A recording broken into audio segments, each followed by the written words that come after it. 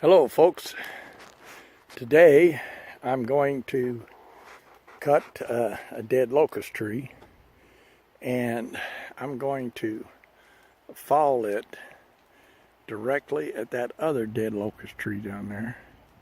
Now this one that I'm working on is only about 20 foot tall, so I'm really not worried about it hitting the house or building or anything down there. So I'm just going ahead and cut this and fall it directly at that one right down there. I'm going to put me a notch in it and I'm going to go ahead and cut it. I've got my saw over here and I've got my helmet, got my safety chaps on as you can see, and got my boots on.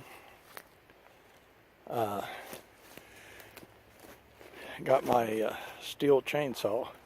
It's an MS-251. It got a brand new chain on it. Just put it on there today. And got my helmet here. And I can't emphasize enough, guys, for you to wear this safety equipment, because if you're out cutting wood and you cut as much as I do cutting wood and trees, you definitely need this safety equipment, because it's very easy to touch that chain to your thigh or to your leg, and very easy for something to fall and hit you on the head too. And also you get branches in your eyes and stuff like that. And these chainsaws are loud, so you need the hearing protection. That helmet there has a screen to keep the wood chips out of your eye. It's got hearing protection, and it's got a hard hat there. Now, what happened right there? No, I did not get shot in the center of the head. What happened there is I set the helmet down next to my muffler on my chainsaw, and it was real hot. I just propped it down against it, and it burnt me a little hole there. So you need to be careful, and you need to have your protective equipment. Very, very important. I got my gloves there.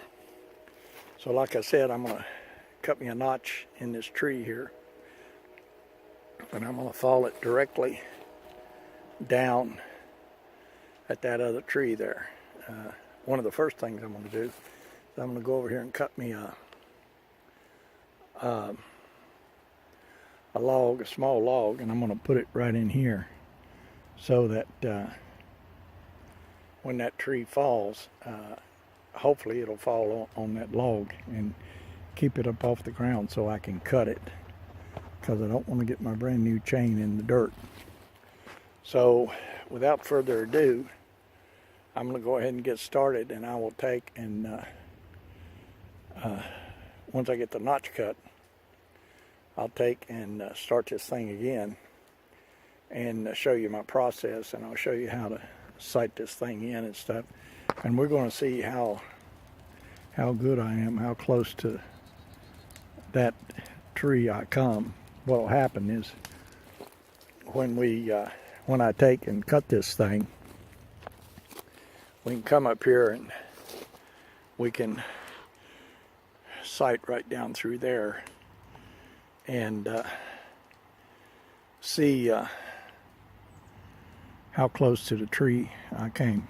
On second thought, I'm not going to put me a log down there, because if I put me a log down there, it's probably going to hit on that log and skid.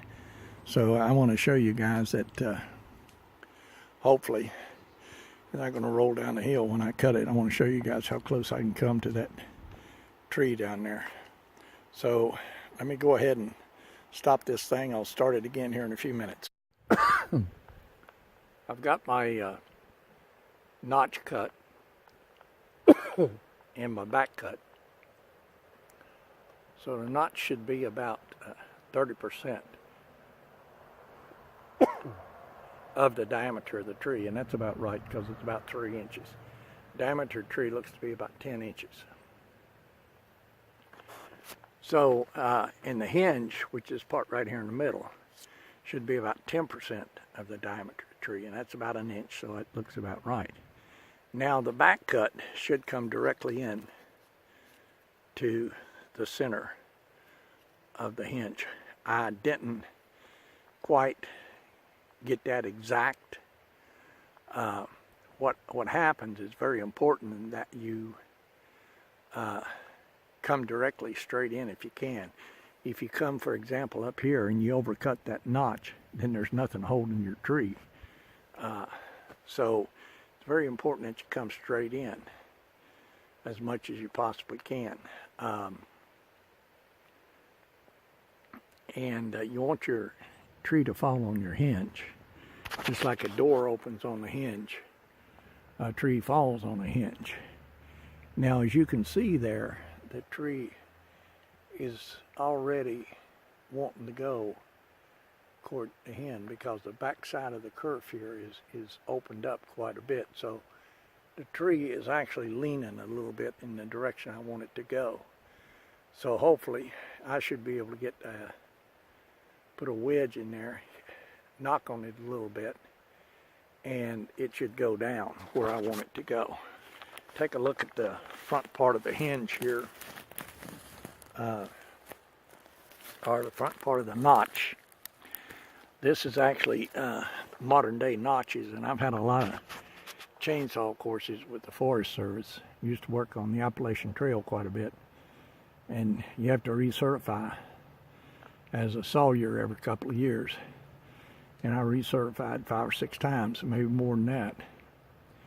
And I learned one whole heck of a lot. And I advise anyone out there that has the opportunity to take those courses to do so, because you learn one heck of a lot. Now this is what's called a V-notch, and that's what they teach Forest Service these days. You come up from the bottom at an angle and then down from the top, and you do a V-notch. The old notches would go straight in and then you come down from the top. The reason why they do a V-notch these days is because you want to make certain that this tree, when it falls, will not kiss on this surface here at all, because that can be dangerous. It can fall off. Now, let me go ahead and put a wedge in this thing and see if I can get it to come down. So I'm going to go ahead and stop the video now, and once we get her on the ground, we'll take another look at it. Okay, I got the tree down, and it did roll. It fell the way it was supposed to fall, but when it hit the ground, it rolled. So there's no way to tell. I was definitely in the right direction, but it did hit the ground, so I kind of expected that it would do that. So what we can do, we can take a look at the stump here. If you're ever out in the woods where people have been cutting, you can take a look at the stump. Now I had to cut the hinge a little bit more because I put a wedge in there and it wouldn't go. So these locust trees, you can see that wedge right there in the middle, maybe about a 1/2 inch. And diameter looks to be about, well, it depends on which way you look at it. This way it looks maybe to be about 6 to 7 inches. If you look at it the other way, it's probably about 10 to 12 inches. So it's not exactly round. But these locust trees, these dead locust trees, you tend to have to cut the hinge a lot more narrow than you do on a regular tree. Green trees won't hold, the hinges won't hold anywhere near like these dead locust trees. Sometimes you have to almost cut completely through that hinge to get these things to come down, because locust is really, really tough wood. Now if you notice here, I cut below the hinge about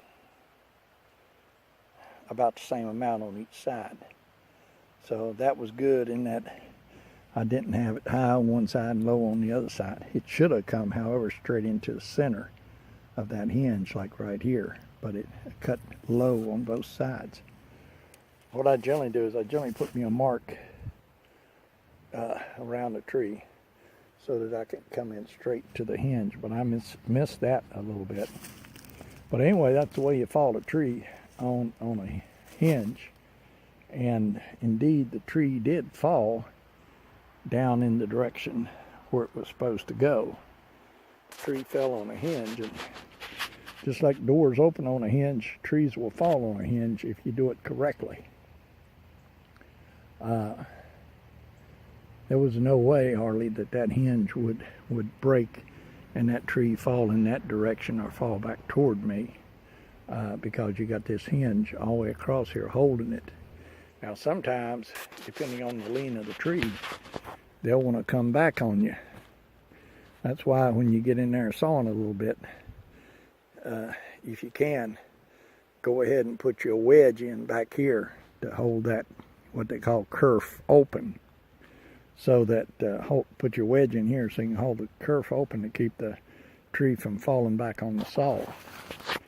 I've had them do that, and when they fall back on the saw and that thing completely closes, it's really, really hard to get a wedge in. So what you really need to do is, if you're sawing a big tree, this one right here is kind of hard to do because it's so small. But if you're sawing a big tree, best thing to do is just as soon as you get in there, get your saw in there a ways, put you a wedge in or a couple wedges in, and if you go, once you saw in a bit further, just keep knocking that wedge in as tight as you can. And you can see when you get to where the kerf on the end, that is the cut back here, once it starts opening up, it's about like that when you're sawing. But once that hinge starts getting to where it wants to go, that kerf will open up wide. So then you can just take your saw out and you can just hit on those wedges, and hopefully your tree will go ahead and fall on that hinge. Now, it doesn't always happen like that though. Sometimes you may have to get in there and cut a little bit more on that hinge to get it to go.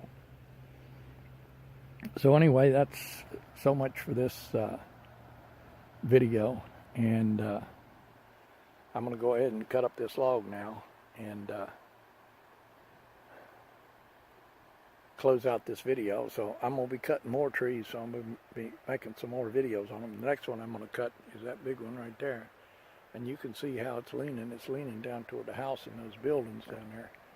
So I'm going to have to put ropes on it and pull it back up this way to keep it from falling down there on those trees. However, I might fall it right down in behind them other big trees there, because they'll catch it. But there's a